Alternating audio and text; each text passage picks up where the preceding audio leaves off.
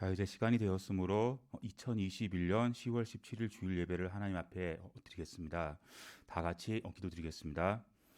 하나님 감사합니다. 오늘 우리에게 거룩하고 복된 귀한 날을 허락하셔서 이렇게 하나님 앞에 예배드리러 나올 수 있도록 인도해 주심을 너무나 감사드립니다. 하나님, 이 예배를 통해서 오직 하나님만 영광 받아 주시고 참 기쁨, 참 평안이 임하는 귀하고 복된 은혜로운 예배가 될 수 있도록 주님 함께하여 주옵소서. 모든 것 감사드리며 우리 주 예수 그리스도의 이름으로 기도드렸습니다. 아멘.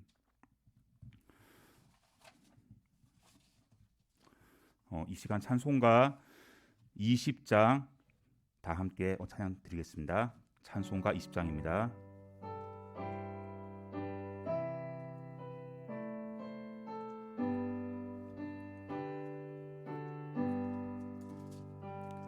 큰 영광 중에 계신 주 나 찬송합니다.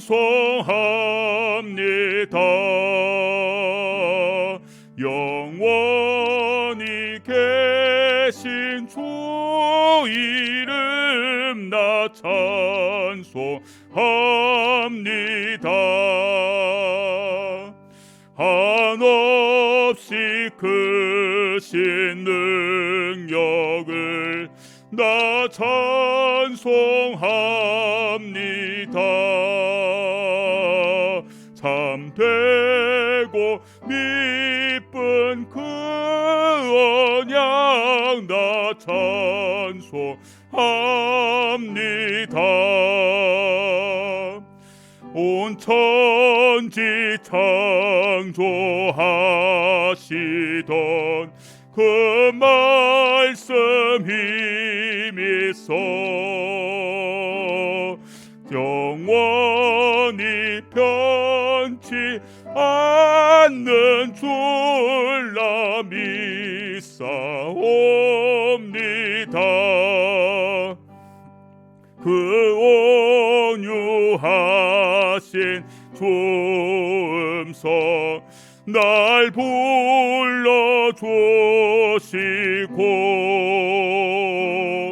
그 품에 품어 주시니 나 찬송합니다.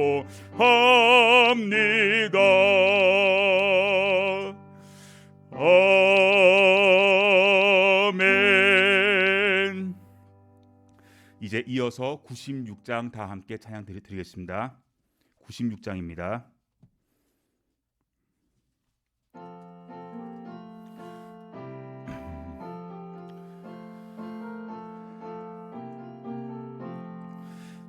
예수님은 누구신가 우는 자의 위로와 없는 자의 풍성이며 전한 자의 높음과 잡힌 자의 노임되고 우리 기쁨 대신에 예수님은 누구신가 약한 자의 강함과 눈먼 자의 빛이시며 병든 자의 고침과 죽은 자의 부활되고 우리 생명 대신에 예수님은 누구신가 추한 자의 정함과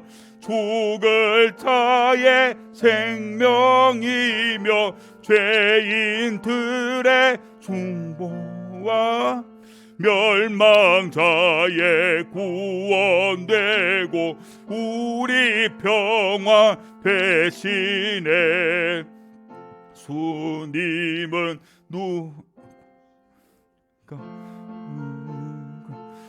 우리와 온 세상의 구주시며 모든 왕의 왕이요 심판하실 주님 되고 우리 영광 되시네. 아멘.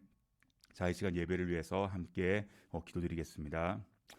하나님 아버지, 참으로 감사드립니다.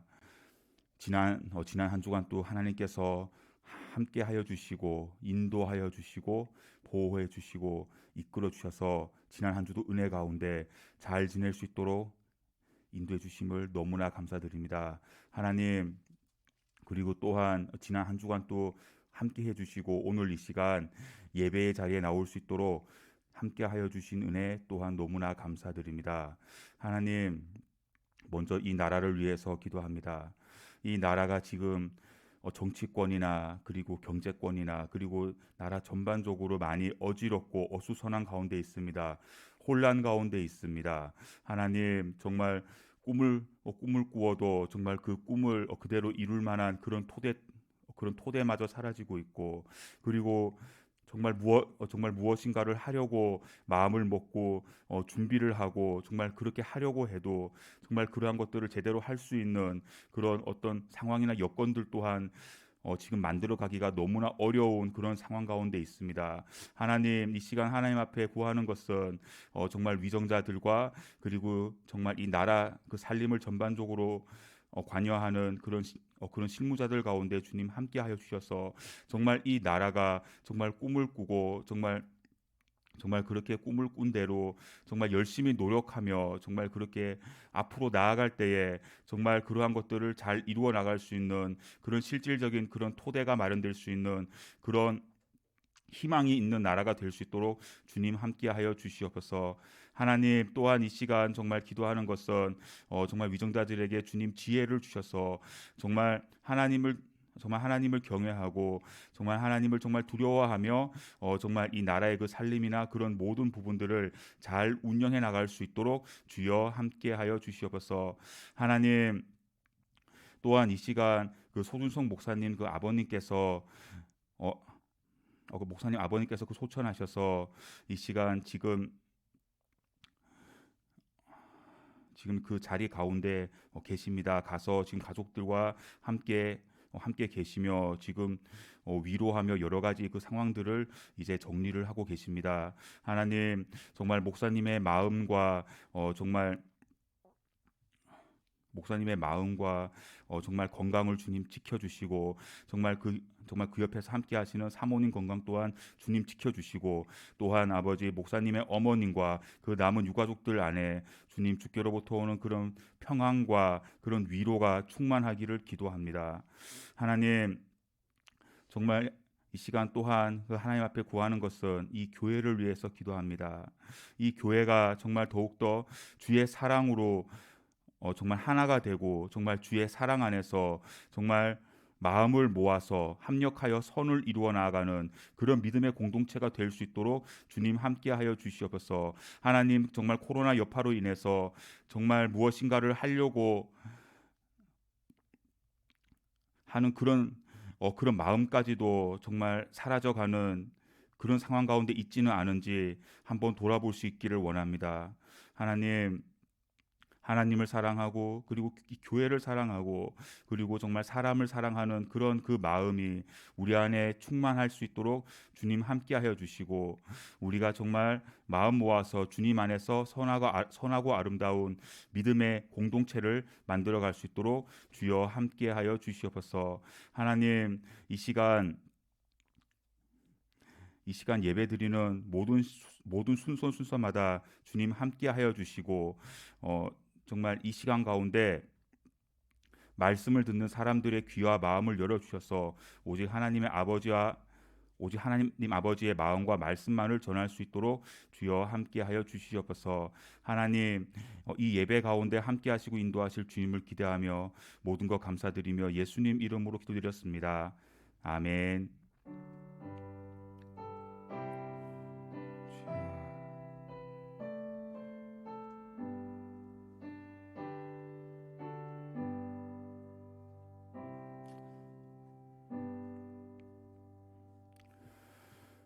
이 시간 교동문 86번 다 함께 교독하시겠습니다. 교동문 86번입니다.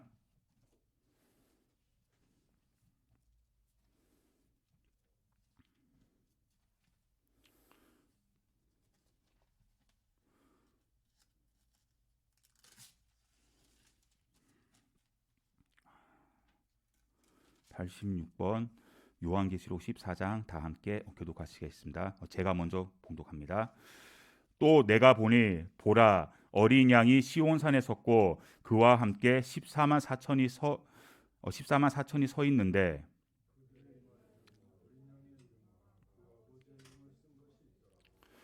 내가 하늘에서 나는 소리를 들으니 많은 물 소리와도 같고 큰 우레 소리와도 같은데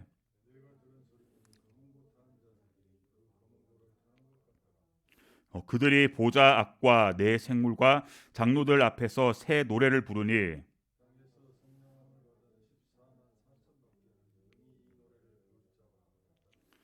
이 사람들은 여자와 더불어 더럽히지 아니하고 순결한 자라.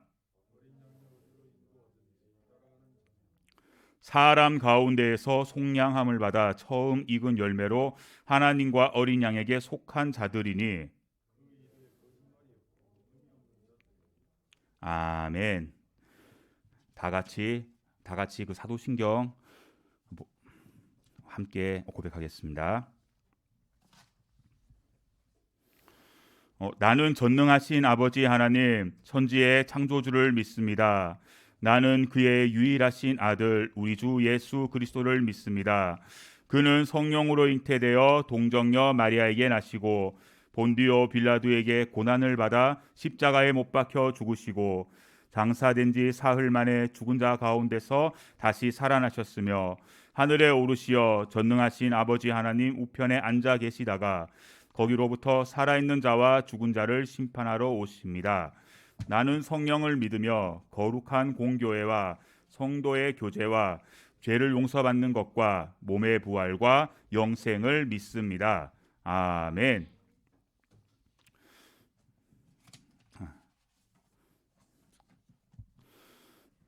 자, 이 시간 다 함께 찬송가 370장 함께 찬양 드리겠습니다.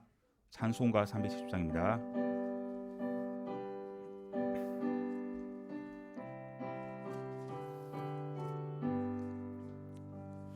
주 안에 있는 나에게 강 근심이 있으랴 십자가 밑에 나가 내 짐을 풀었네. 주님을 찬송하면서 할렐루야 할렐루야 내 앞길 멀고 험해도 나 주님만 따라가리. 그 두려움이 변하여 내 기도 되었고 전날의 한숨 변하여 내 노래 되었네. 주님을 찬송하면서 할렐루야 할렐루야 내 앞길 멀고 험해도 나 주님만 따라가리. 내 주는 자비하셔서 늘 함께 계시고 내 궁핍함을 하시고 늘 채워주시네. 주님을 찬송하면서 할렐루야 할렐루야 내 앞길 멀고 험해도 나 주님만 따라가리. 내 주와 맺은 언약은 영불변하시니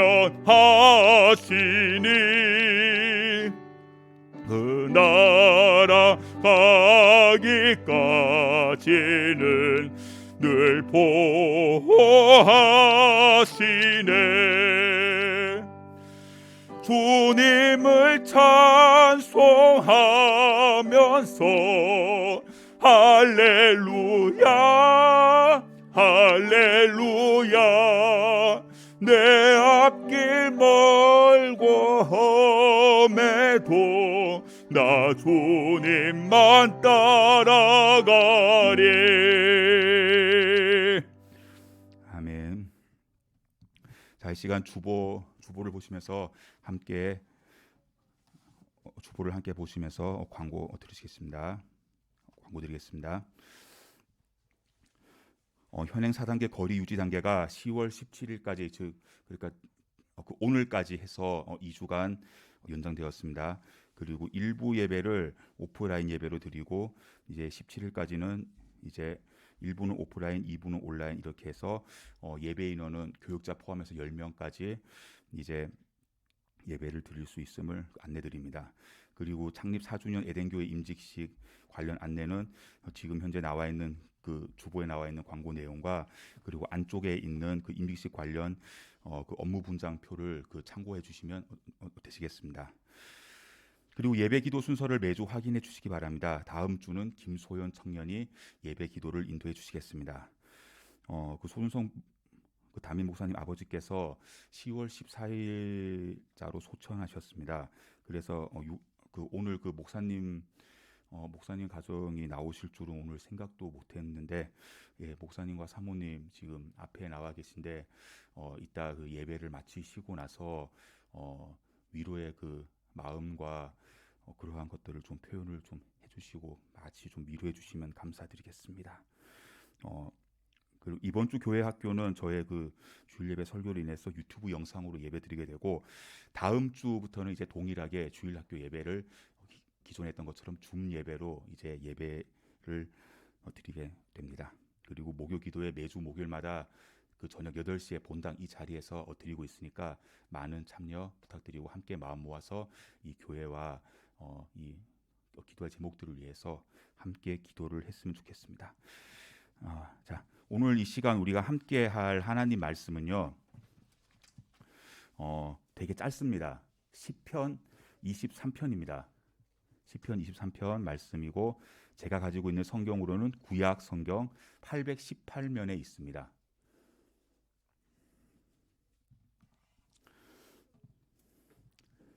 구약 성경 818면이고 시편 23편입니다.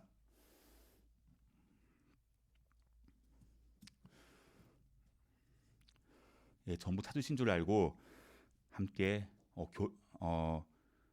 교독하시겠습니다. 여호와는 나의 목자시니 내게 부족함이 없으리로다.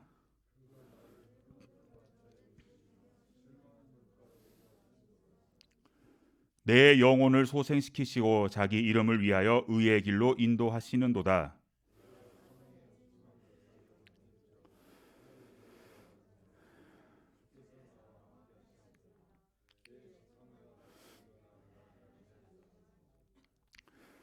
주께서 내 원수의 목전에서 내게 상을 차려주시고 기름을 내 머리에 부으셨으니 내 잔이 넘치나이다.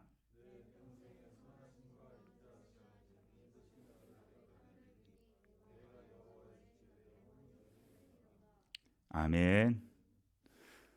예, 오늘 이 시간 그 앞뒤 좌우에 계신 분들과 함께 인사 나누시겠습니다. 안녕하십니까?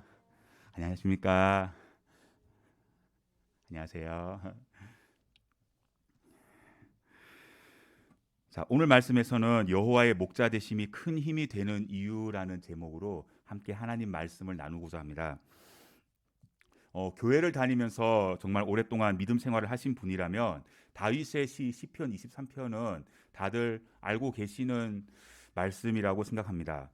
그리고 또한 교회를 다니지 않는 분들 중에서도 한 번쯤은 들어보거나 접해본 사람이 있을 정도로 정말 많은 성도들과 또 다른 많은 일반 그 사람들의 그 사랑을 받고 있는 시이기도 합니다.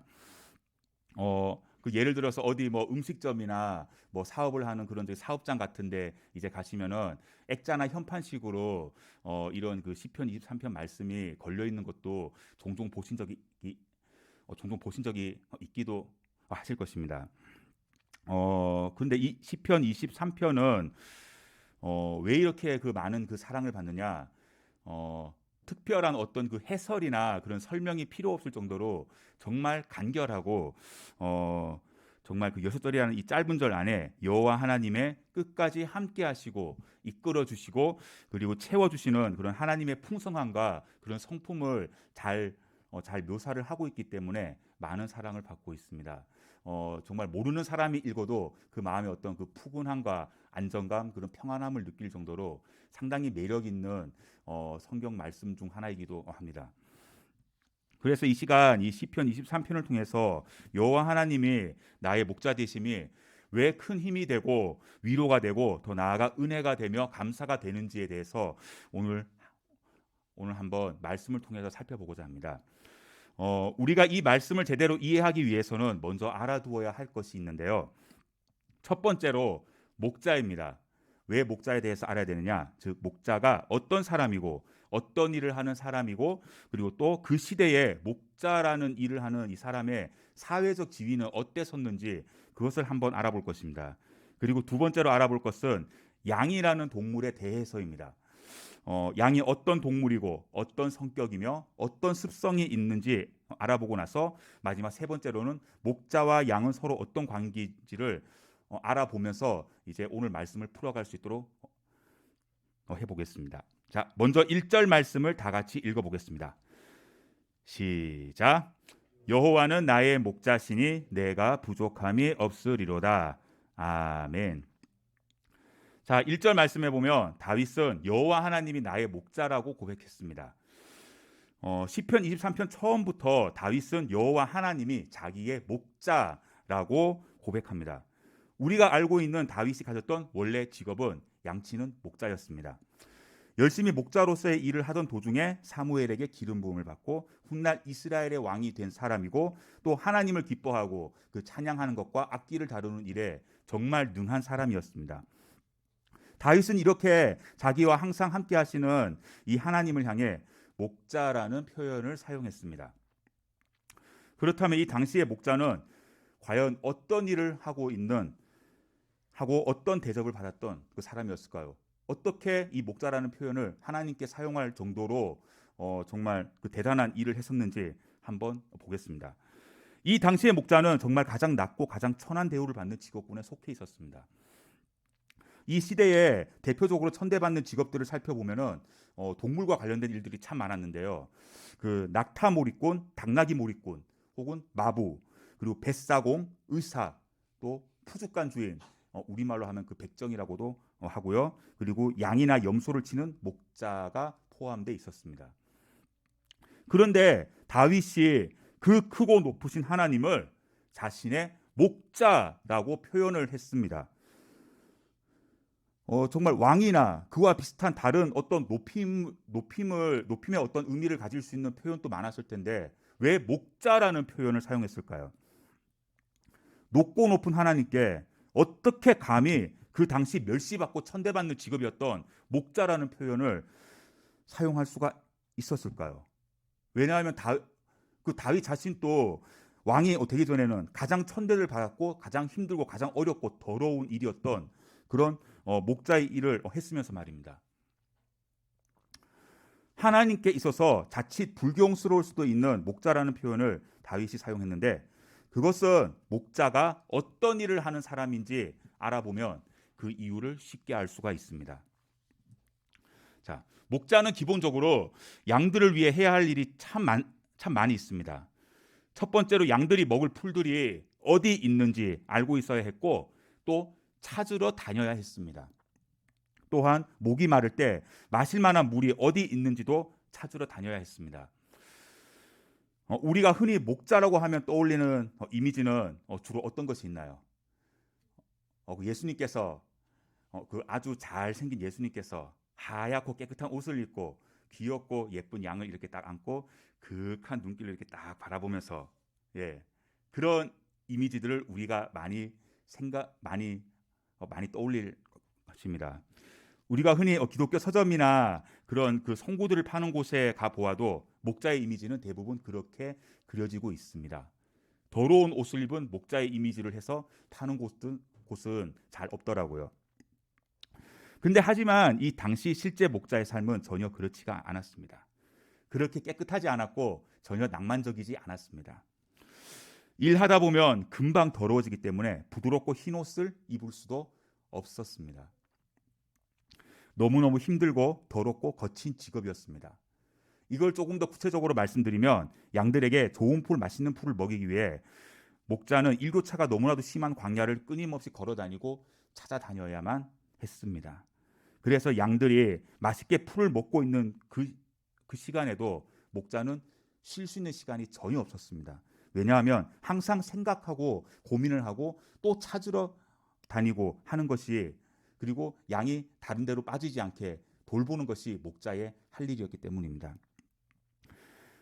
저기 창세기 37장 17절 말씀에 보면 그 요셉이 그 아버지 야곱의 심부름으로 양을 치는 형들을 찾아가는데 도단이라는 곳까지 가서야 비로소 만날 수가 있었다고 되어 있습니다. 그 당시 야곱이 살던 곳은 헤브론이었는데 이 헤브론에서 도단까지의 이 거리가 무려 150km나 됩니다. 아주 먼 거리였죠. 그래서 이렇게 먼 곳까지 목자는 양들과 함께 항상 다녔습니다. 그래서 정말 노숙하면서 돌을 베개 삼아서 자고, 그리고 이렇게 생활하는 것이 그들의 너무나 자연스러운 일상이었습니다. 또한 사람도 없는 광야를 지나기도 하고 그 와중에 느꼈을 고독함과 외로움, 또한 추위와 맹수들로 인한 무서움과 두려움도 엄청났을 것입니다. 거기에다 더 힘들게 하는 것이 또 있었습니다. 사람들이 목자들을 바라보는 시선이었습니다. 그렇게 곱지가 않았습니다. 왜냐하면 이 당시의 목자는 대부분이 이스라엘의 서민들이었습니다. 자기가 직접 돌보고 키우는 양들이 거의 없었습니다. 돈이 좀 있고 이제 잘 사는 그런 부자들의 양을 위탁받아가지고 이제 돌봐주고 먹여주고 키우는 그런 일들이 대부분이었는데 좀 돈을 받고 그냥 거기에 합당한 그런 보잘것없는 일을 하는 삭군으로 대우를 받았었습니다. 더럽고 힘들고 지저분한 일을 대신 이리저리 돌아다니면서 일하는 사람이라는 이미지가 강하게 박혀 있었습니다. 그래서 목자의 일을 하는 사람들을 대부분의 사람들이 경멸하고 무시했습니다. 이렇게 육체적으로 마음으로 험한 삶이고, 그리고 거칠고 더러운 옷을 입고 지내는 그런 일들이었기 때문에 정말 이 자리는 양들을 위해 자기의 모든 것을 던지고 올인하는 자리라고 할 수가 있습니다. 다윗이 하나님을 자신의 목자라는 표현을 사용하면서 다윗 자신은 어떻게 되느냐? 자연스럽게 하나님의 양, 그의 양이라고 고백을 한 것입니다. 하나님이 나의 목자라는 그런 표현을 사용을 하면서 다윗이 하나님을 목자라고 표현한 이유는 목자가 자기 양들을 위해서 헌신하고 사랑하고 보호하는 것이 다윗과 함께하는 하나님의 성품이라고 시적으로 표현한 부분인 것입니다. 또한 다윗이 하나님에 대한 절대 의존과 절대 신뢰를 노래하는 그런 시임을 우리가 오늘 말씀을 1절을 통해서 확인할 수가 있습니다. 두 번째로 양이라는 동물이 어떤 동물인지 한번 알아보고자 합니다. 먼저 양이라고 하면 어떤 이미지가 떠오르십니까? 양과 관련된 카톡 이모티콘 또 많이들 사용하시죠. 예. 그래서 우리가 잘 알고 잘 사용하고 있는 귀엽고 깜찍한 여러 가지 양의 이미지들이 있고 그런 이모티콘이나 그런 것들이 떠오를 것입니다. 양을 보통 우리는 야생용과 가축용이라는 이렇게 크게 보면 이렇게 두 가지로 볼 수가 있는데, 이제 좀 양의 품종이나 이런 부분들에 대해서 좀 더 세부적으로 알아볼 수도 있지만 오늘 말씀에 더 충실히 좀 보기 위해서 이스라엘 현지에서 이제 키워지고 있는 그 양들을 중심으로 한번 말씀을 드리면 이렇게 말씀드릴 수가 있습니다. 특히 이스라엘의 양들은 목자와 함께 여기저기 다니면서 이제 풀과 물 그리고 쉴 만한 곳을 찾아서 이리저리 옮겨 다니는 그런 유목 생활을 하는 양입니다. 자, 그래서 이러한 이스라엘의 양을 현지에 가서 눈앞에서 바로 딱 만나게 되면 가장 처음 마음에 드는 생각이 뭐냐 하면요. 더럽다 입니다. 예. 보는 순간 더럽다는 생각이 가장 먼저 들고요. 그 다음에 잘 보면 털도 뒤엉켜 있습니다. 그리고 때로는 흙이나 오물 등이 묻어있는 양은 지독한 냄새까지 나기도 합니다. 그래서 예수님께서 어린 양을 품에 꼭 안아주고 있는 것처럼 안아주고 싶은 마음이 하나도 생기지가 않습니다. 우리가 지금까지 그림이나 책에서 보았던 귀엽고 어린 양은 이스라엘에서는 좀 찾기가 힘들다고 볼 수가 있습니다. 또 기본적으로 양은 매우 까다롭습니다. 너무너무 까다롭습니다. 그래서 목자가 마실 만한 어떤 물을 어떤 개울물 같은 것을 발견을 한다 그래도 양들이 물살이 너무 빠르게 흘러가면은 양들은 물을 마시지 않습니다. 왜냐하면 빠르게 흐르는 물을 기본적으로 무서워하고 두려워하기 때문입니다. 그래서 보통 중동의 목자들은 물살이 있는 개울에서 양을 방목할 때 개울로부터 멀리 떨어진 곳에 땅을 파고 관을 연결해서 양들의 어떤 고요한 물을 이제 양들이 이제 먹게끔 그렇게 하는 곳도 있다고 할 정도로 양이 좀 먹는 거에 있어서도 좀 많이 좀 까다롭게 구는 부분들이 있습니다. 그래서 이 외에도 정말 온순하게 생긴 외모와는 달리 성격도 좀 더럽고 거칠기도 하고 앞도 잘 보이지 않으면서 고집불통에 좀 많이 이런 표현을 써서 좀 그렇지만 좀 미련한 짐승입니다. 자기 고집이 너무너무 세고요. 정말 여러 가지로 손이 많이 가는 짐승 중에 하나입니다. 예. 자, 일단 여기까지 말씀을 들으셨을 때 어떤 부분에 있어서는 참 마음이 어렵고 불편하시겠다라는 생각이 들 수도 있다고 생각합니다. 왜냐하면 이제까지 시편 23편을 읽거나 들었을 때 또한 이 시편 23편을 통해서 찬양으로 불렀을 때 느꼈던 어떤 마음이 푸근해지고 그리고 평안해지고 따뜻해지고 그런 목가적인 느낌, 어떤 좋은 이미지들을 정말 많이 가지고 있었는데 저 전도사가 말씀을 시작하자마자 목자는 어떻고 양이 어떻고 이러면서 가지고 있는 그런 이미지들을 전부 다 깨버리니까 말입니다.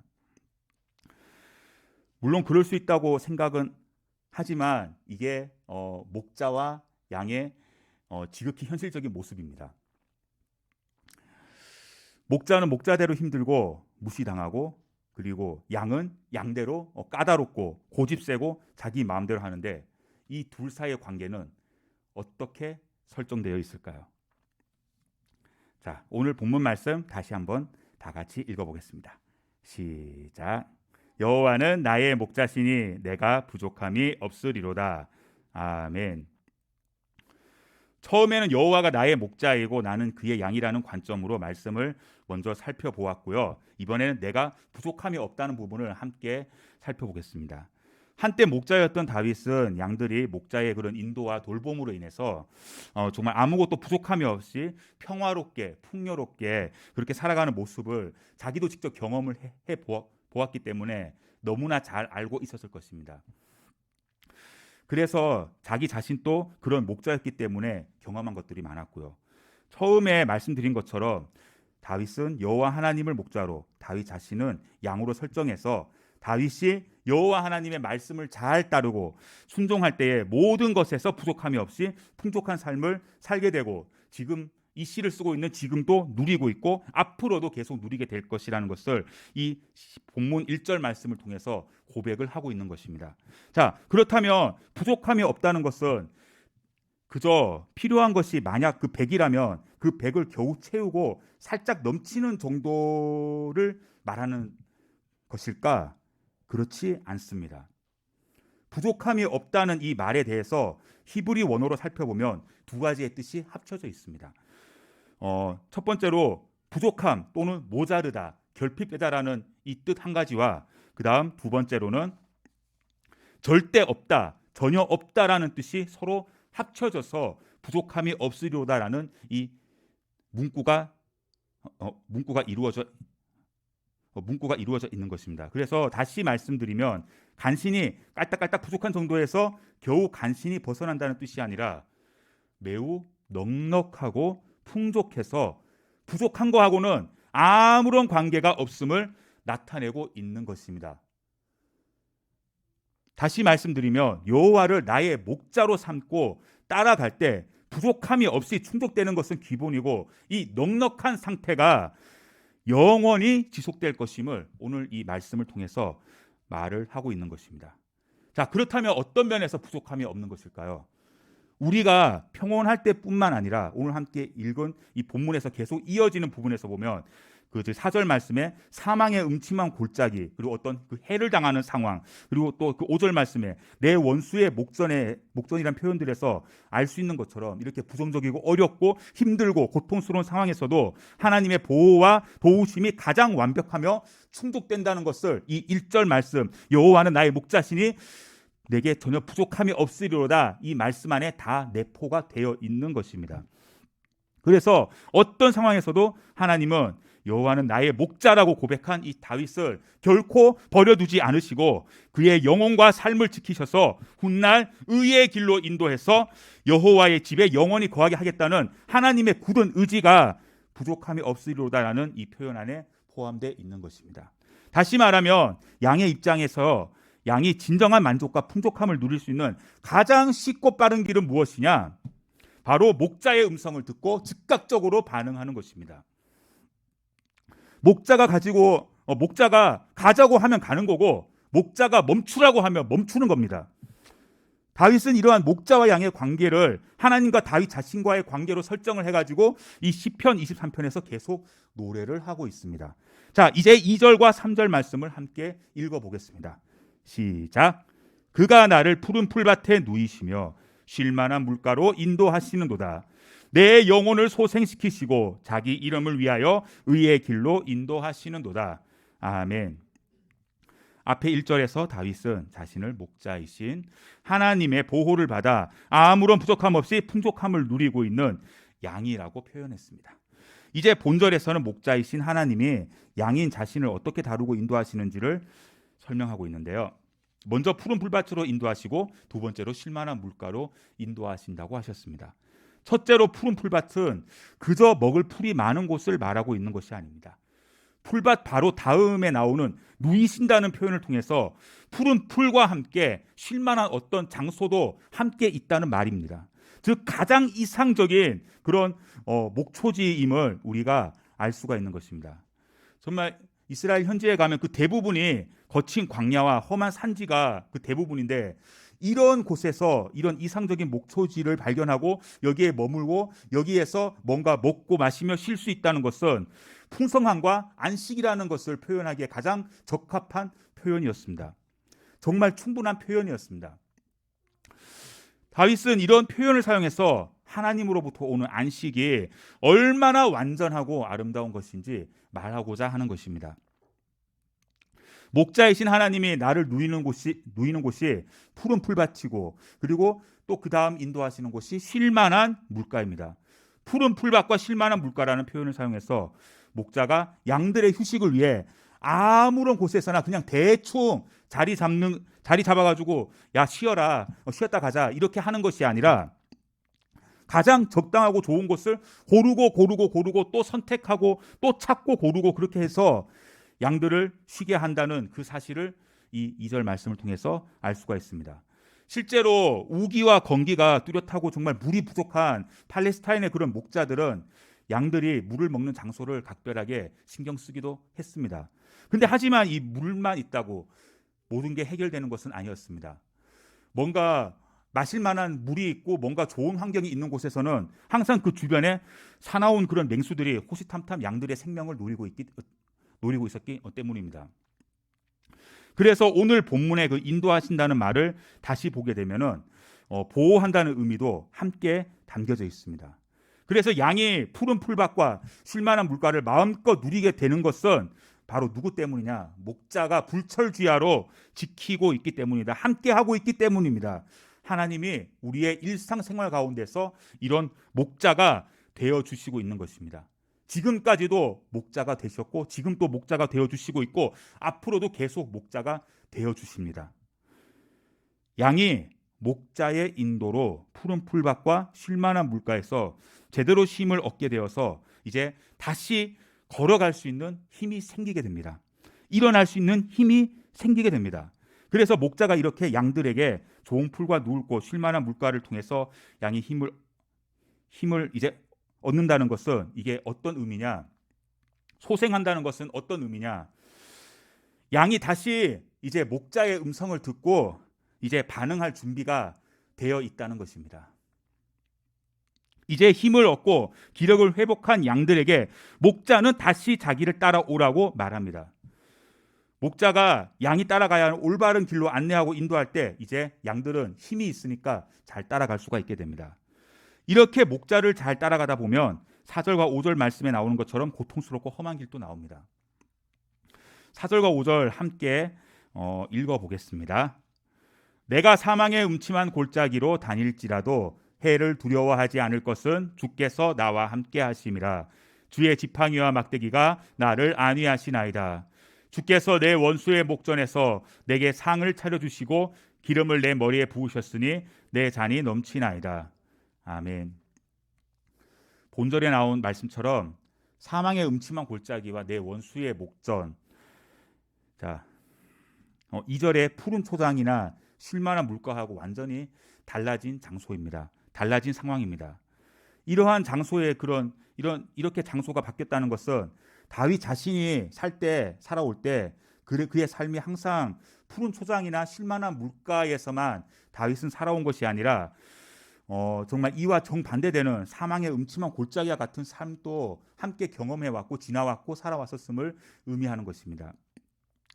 사망의 음침한 골짜기, 이러한 경우와 이런 일들은 우리가 살아가면서 지금까지도 겪어왔던 부분들이 있을 수도 있고 지금 겪고 있는 분이 계실 수도 있고 앞으로 겪을 수도 있는 그런 일이기도 한 부분입니다.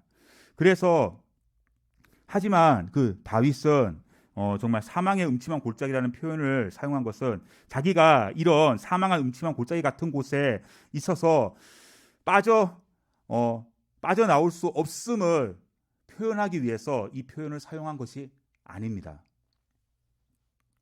이런 극심한 어떤 고통과 어려운 상황 가운데서 정말 예전에 사울에게 쫓기고 압살롬에게 쫓기고 그리고 여러 번 죽을 위험을 넘기는 상황에서도 하나님이 건져주신 그런 구원의 은혜로 인해서 이제와 앞으로 살아가게 될 미래에 어떤 어려움이나 그리고 어떤 환난이 닥치더라도 정말 두려움 없이 그것을 맞이할 수 있다는 고백으로 이 표현을 사용한 것입니다. 주께서 나와 함께 하신다는 표현이 뒤이어서 나오는 주께서 나와 함께 하신다는 이 표현이 그것을 증명해 주는 것입니다. 그래서 우리는 시편 23편을 묵상할 때 1절에서 3절까지만 무게를 두고 묵상을 하면 안 됩니다. 우리의 인생에서 푸른 풀밭과 쉴만한 물가만 있는 것이 아니기 때문입니다.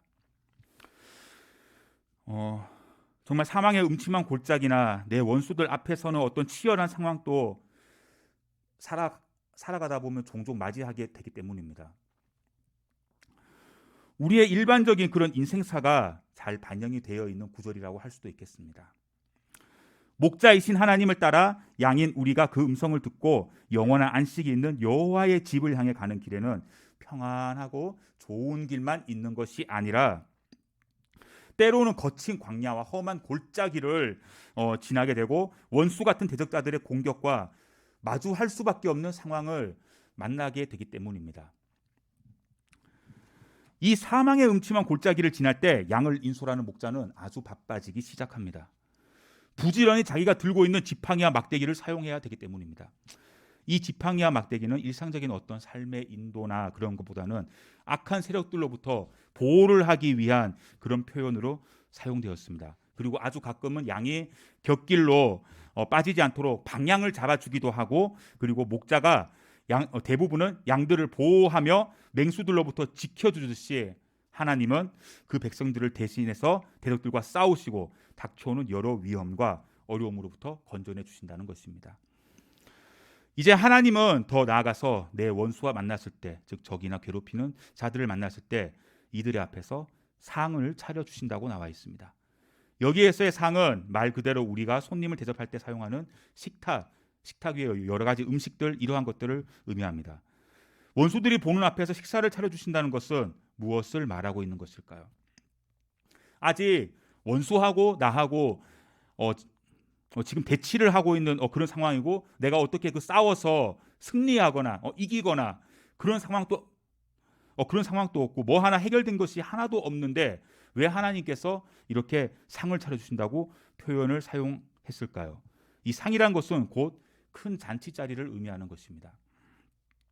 다윗은 자기 자신이 자기 앞에 있는 대적들로 인해서 결코 패배하거나 넘어지지 않고 자신의 목자이신 하나님의 도우심으로 반드시 승리할 것임을 다윗은 늘 확신했고, 그 확신대로 경험을 해왔습니다. 그 일례로 목자로서 일을 할 때 여러 맹수들의 공격으로부터 양을 보호한 것, 그리고 골리앗의 목을 따러 물맷돌 5개를 들고 하나님 이름을 믿고 의지하며 나아갔던 것, 그 외에 여러 전투에서 무수히 많은 승리를 거둔 일 등등 헤아릴 수 없을 정도로 많이 있습니다. 하나님께서 이미 그가 거둘 승리를 미리 축하라도 하듯이 원수들이 바라보고 있는 그 눈앞에서 바로 잔치자리를 베풀어 주신 것이고, 그리고 그렇게 노래하는 어떤 담대한 믿음의 선포가 이 말씀에 포함되어 있습니다. 자, 이제 마지막에 다윗을 존귀히 여기고 함께하는 그 하나님의 그 표현에 있어서 쐐기를 박는 표현이 나옵니다. 하나님을 목자로 삼고 자신은 양이라고 하며 따르는 다윗에게 하나님은 이렇게 대해 주신다고 말하고 있습니다. 어떻게 대해 주느냐? 기름으로 내 머리에 바르셨으니 내 잔이 넘치나이다 라는 표현에서 우리가 살펴볼 수가 있습니다. 앞서서 다윗은 하나님으로부터 미리 상도 받는 등 매우 존귀한 자로 대접받았다고 이 시편을 통해서 노래하고 있습니다. 이때 보통 머리에 기름을 발라주는 이러한 그 기름은 우리가 흔히 마트 같은 데서 사 먹는 어떤 참기름이나 그런 그 카놀라유 이러한 것들이 아니라 향이 아주 귀한 그 향이 들어가 있는 매우 값비싼 기름입니다. 고대 근동에서는 자신의 집을 방문한 귀한 손님의 머리에 아주 값비싼 기름을 발라주는 그런 풍습이 있었는데, 이러한 일을 누가 하느냐? 보통 그 집에서 거주하면서 일을 돕는 종들이 주로 하는 일입니다. 종들이 그 손님의 머리에 기름을 요만큼 해가지고 이렇게 해서 발라주고 이렇게 하는 일들을 하는 것입니다. 그런데 오늘 본문에 나오는 그 기름을 발라주는 주체가 누구라고 나와 있느냐? 히브리어 원어로 살펴보면 이 잔치를 열어주신 하나님이, 그 잔치의 주인이신 하나님이 직접 발라주시는 것이라고 나와 있습니다. 그래서 이는 곧 주인의 극진한 대접과 환영을 의미를 하고 있는 것입니다. 다시 말씀드리면 여호와 하나님이 직접 기름을 발라주시는 건데, 기름으로 조금 찔끔 발라주는 것이 아니라 풍성하게 발라주고 또 그 위에 부어주셔서 내 잔이 흘러 넘치도록 그렇게 발라주신다는 그런 표현을 하고 있습니다. 그래서 곧 하나님의 극진한 환대와 사랑을 노래하고 있습니다. 어땠을 때? 다윗이 하나님을 목자로 삼고 양으로서 따라갔을 때 이러한 일들을 경험해 왔고, 앞으로도 그렇게 하실 하나님을 시편 23편을 통해서 노래하고 있는 것입니다. 이 4절과 5절의 말씀을 다시 정리하면 다윗이 사망의 음침한 그늘과 그 원수들 앞에서 어려움과 위협에서 겨우 벗어나서 겨우 목숨을 보존하는 정도가 아니었음을 알 수가 있습니다. 1절에서 살펴보았던 부족함이 없으리로다라는 이 표현과 함께 읽어보면 우린 더 확실하게 알 수 있습니다. 이쯤에서 다윗이 왕위에 올라 있을 때를 잠깐 살펴보면 이스라엘 역사상 가장 큰 번영을 누렸던 왕으로 기록이 되어 있고, 자신을 괴롭게 했던 사울이 지니고 있던 이스라엘의 왕위를 하나님으로부터 넘겨받았고 이스라엘을 계속 괴롭히던 블레셋, 암몬, 모압을 제압했습니다. 또 이스라엘 주변의 열국들로부터 조공을 받으며 그 자신의 명성이 온 땅에 미칠 만큼 커다란 축복을 누린 왕으로 기록되어 있습니다. 자, 이렇게 엄청난 축복과 명성을 누렸던 다윗은 그동안 자신에게 주어진 이 모든 것들, 이것이 하나님이 베푸신 축복이었다고, 하나님으로 인해, 하나님이 함께 하심으로 인해, 하나님이 부어주심으로 인해 그 잔이 넘치고 있다고 오늘 시편에서 노래를 하고 있는 것입니다. 이러한 축복은 다윗뿐만 아니라 하나님을 진정한 나의 목자로 삼고 그의 인도에 따라 살아가는 모든 하나님의 백성들이 지금부터 앞으로도까지 계속 누리게 될 축복이 되는 것입니다. 구약은 다윗의 하나님을 자신의 목자로 고백하고 자신은 그분의 양으로 고백하며 하나님을 찬양하고 하나님과 동행하며 양으로서 목자이신 하나님의 모든 풍성함을 누렸습니다. 근데 신약에서는 자기 자신을 가리켜 친히 내가 목자다 하면서 자기를 따라오라고 하는 분이 등장합니다. 우리가 잘 알고 있는 것처럼 예수 그리스도입니다. 다시 말씀드리면 구약 시대나 예수님 시대나 변함없이 목자라는 직업은 멸시받고 천천대받고 존중받지 못하는 그런 직업인 것은 변함이 없었습니다. 신약에 와서 목자라는 직업이 좀 더 인식이 좋아졌다, 대우를 받는다 이러지 않았습니다. 똑같이 멸시받고 천대받았습니다.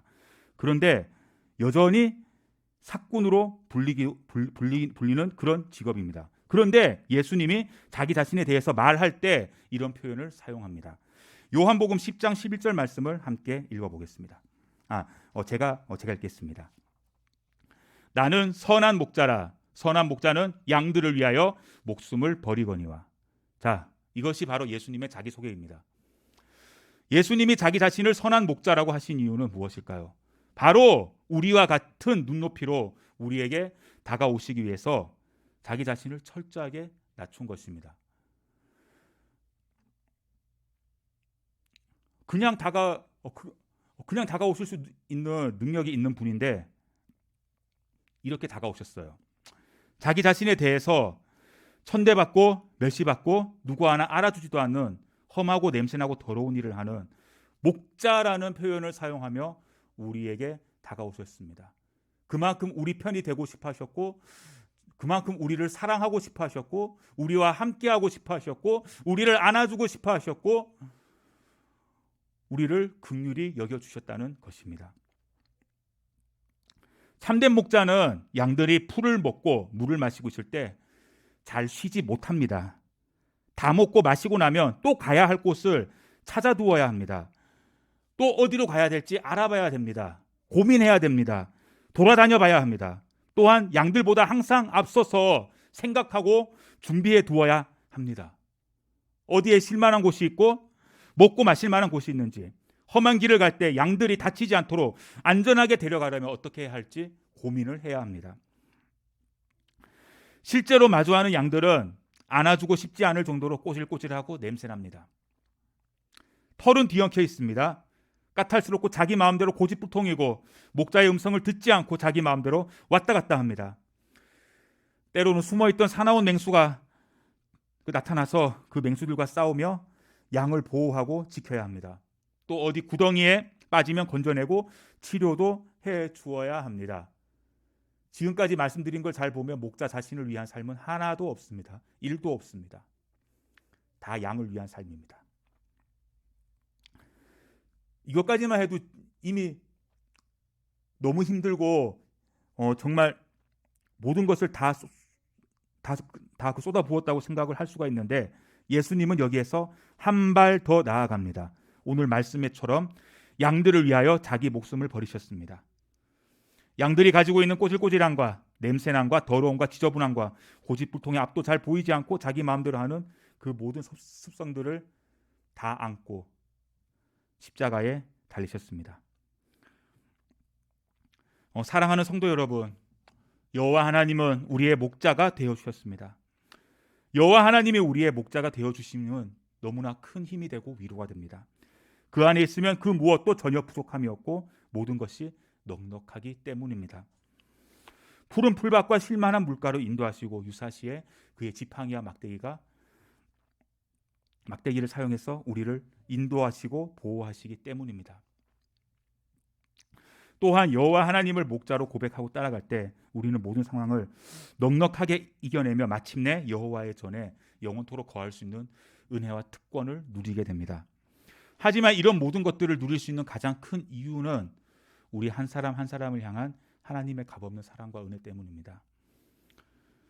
오늘 함께한 본문 시편 23편 말씀을 다시 한번 묵상하며 여호와 하나님이 나의 목자이셔서 모든 것에 있어 전혀 부족함이 없는 그런 일상의 풍성함을 주님 안에서 누리는 그런 삶이 되시기를 주의 이름으로 기도합니다. 다 같이 기도드리겠습니다. 하나님 아버지 감사드립니다. 여호와 하나님은 나의 목자시니 내가 부족함이 없습니다. 하나님 안에서 부족함이 없는 것을 넘어서 모든 것이 풍성함을 고백합니다. 모든 것이 다 주의 것이고 모든 것이 다 주의 안에 있고 모든 것이 주님으로 인해 누릴 수 있는 것들임을 주님 고백합니다. 하나님, 이 말씀처럼 우리가 삶 가운데서 이 풍성함을, 이 은혜를 목자 되신 주님 안에서 지금부터 앞으로 살아가는 동안 마음껏 누리고 내 주변에 있는 사람들 또한 누릴 수 있도록 함께하고 도와주는 그런 사람들이 될 수 있도록 주여 함께하여 주시옵소서. 모든 것 감사드리며 예수님 이름으로 기도드렸습니다. 아멘. 자, 이 시간 주신 말씀 생각하시면서 우리 성령이 오셨네, 우리 함께 하나님 앞에 찬양 드리겠습니다.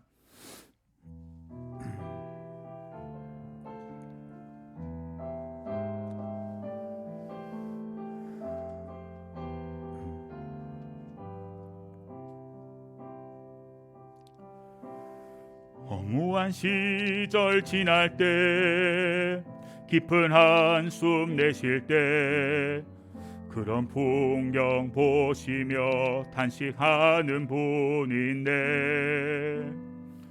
고와 같이 너희를 버려두지 않으리 내가 너희와 영원히 함께하리라. 성령이 오셨네.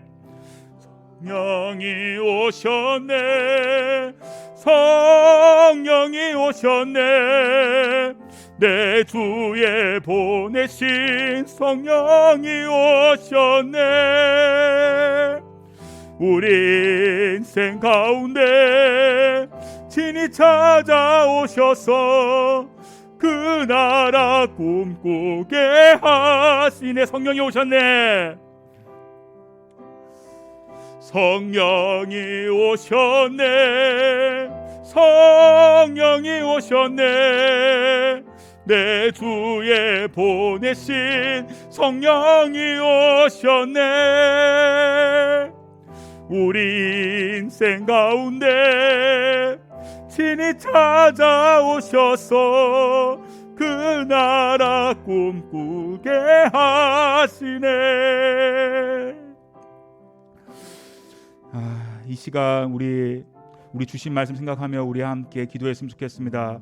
여호와 하나님은 나의 목자시니 내게 부족함이 없으리로다. 어느 일부분에서가 아니라, 그리고 내가 생각하는 그 부분에서만 아니라 정말 내 생각을 벗어난, 내 기준을 벗어난 그 모든 부분들에 있어서 정말 부족함이 없는 모든 곳에 편만해 계시고 모든 것에 함께하여 주시고 모든 것에 아버지 충만하신 그 하나님의 그 사랑과 은혜를 우리가 생각하며 내 목자 되신 하나님을 찬양하며 이 시간 우리가 주신 말씀 생각하며 함께 기도했으면 좋겠습니다. 기도하시겠습니다.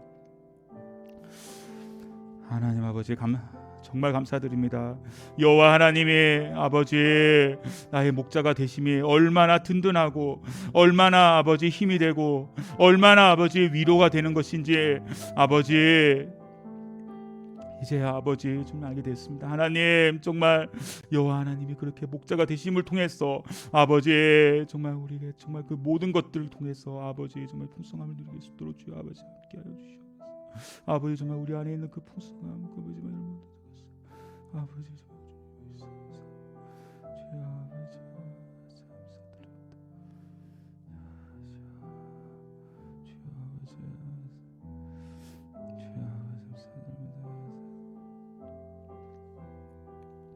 감사드립니다. 기도하겠습니다. 하나님 감사합니다. 목자가 되어 주셔서 감사합니다. 그리고 또한 예수 그리스도를 선한 목자로 우리에게 보내주셔서 감사합니다. 그 사랑과 은혜로 인해서 저희가 이렇게 누리고 있습니다. 저희가 공급받고 있습니다. 저희가 아버지 풍성함을 누리고 있습니다. 하나님, 우리 삶 속에서 정말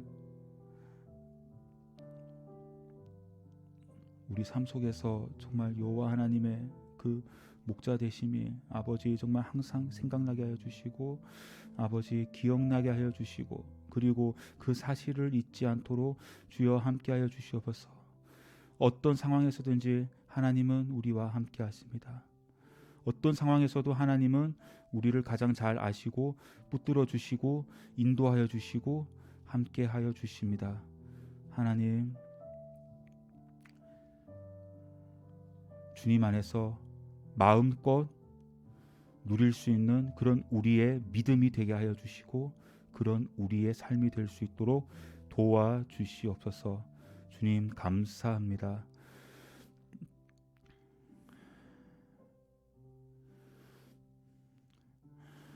이 시간 귀한 예물 드린 그 손길들 주님 기억하여 주시고, 하나님 이들의 그 사업장과 정말 이들이 하는 그 모든 일들 가운데 주여 기름 부어 주시고 함께 하여 주시옵소서. 하나님의 공급하심과 하나님의 함께 하심이 정말 생활 속에서 늘 함께 하고 있다는 그 사실을 이들의 삶 가운데서 매 순간마다 경험할 수 있도록 주여 함께 하여 주시옵소서.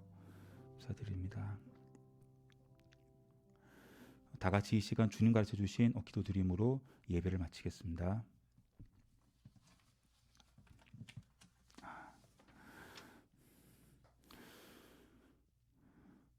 하늘에 계신 우리 아버지, 아버지의 이름을 거룩하게 하시며 아버지의 나라가 오게 하시며 아버지의 뜻이 하늘에서와 같이 땅에서도 이루어지게 하소서. 오늘 우리에게 일용할 양식을 주시고 우리가 우리에게 잘못한 사람을 용서하여 준 것 같이 우리 죄를 용서해 주시고 우리를 시험에 빠지지 않게 하시고 악에서 구하소서. 나라와 권능과 영광이 영원히 아버지의 것입니다. 아멘.